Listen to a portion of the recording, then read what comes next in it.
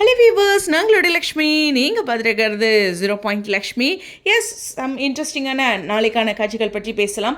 அதுக்கு முன்னாடி ஹாட்ஸ்டாரில் இன்றைக்கி 4வது பொசிஷனில் இருக்காங்க.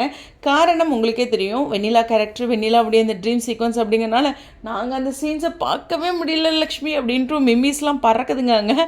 ஸோ அதெல்லாம் ஒரு பக்கம் இருக்க, ஏங்க விஜய் ஏங்க சொல்கிறீங்க? காவேரி தாங்க விஜயை பற்றி அப்படி தவறாக கனவு கண்டுட்ருக்காங்க.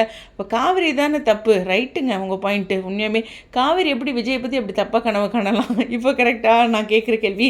ஓகே, இது ஒரு பக்கம் இருக்க, காவேரி சில பொய்கள் சொல்லியிருக்காங்க. அதாவது கங்கா கூட பாரிஸ் கார்னரா, ஓகே அங்கே போனா அப்படின்ட்டு.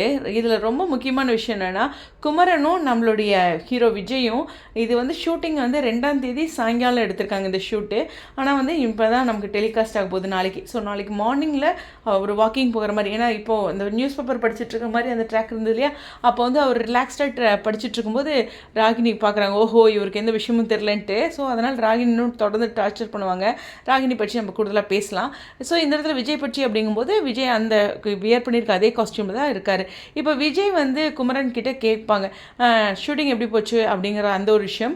அடுத்து வந்து இந்த இடத்துல முக்கியமான விஷயமா இருக்கிறது, கங்காவும் இது காவிரியும் ஷாப்பிங் போயிருக்காங்களா அப்படின்ட்டு அந்த லொக்கேஷன் பற்றி கேட்கும்போது, அப்படிலாம் எங்கேயும் போகலையே எனக்கு தெரிஞ்சு அப்படிங்கிற மாதிரி இவர் சொல்லலாம். அப்போ காவிரியே நம்மக்கிட்ட அப்படி சொல்கிறா அப்படிங்கிற ஒரு விஷயத்தில் விஜய் வந்து டவுட்ஃபுல்லாக தான் இருப்பார். இதை காவிரி கிட்டே கேட்பாரா அப்படிங்கிறது எனக்கு தெரியல. ஸோ ஏதோ ஒரு சில விஷயங்களில் காவிரி யோசிச்சுட்ருக்கா அப்படிங்கிற ஒரு வியூ.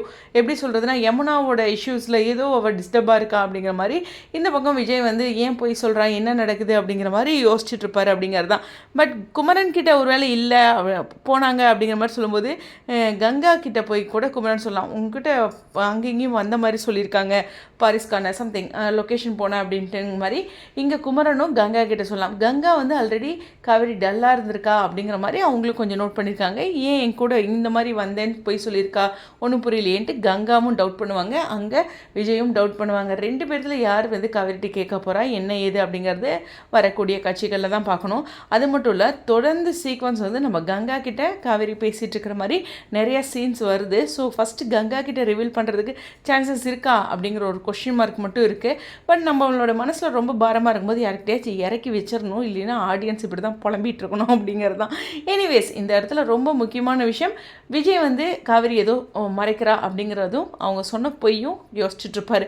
பட் கேள்வி கேட்க மாட்டார். விஜய் பற்றி நமக்கு தெரிஞ்சது தான். ஸோ இந்த இடத்துல காவேரி ஏதோ ஒரு விஷயத்தில் கஷ்டப்பட்டுருக்கா அப்படிங்கிற ஒரு வியூ மட்டும் விஜய் கவனிப்பார். அடுத்தடுத்து இன்ட்ரெஸ்டிங்கான ஸ்டோரி ட்ராக் பற்றி டிஸ்கஸ் பண்ணலாம். தொடர்ந்து ஸ்டேடியம்.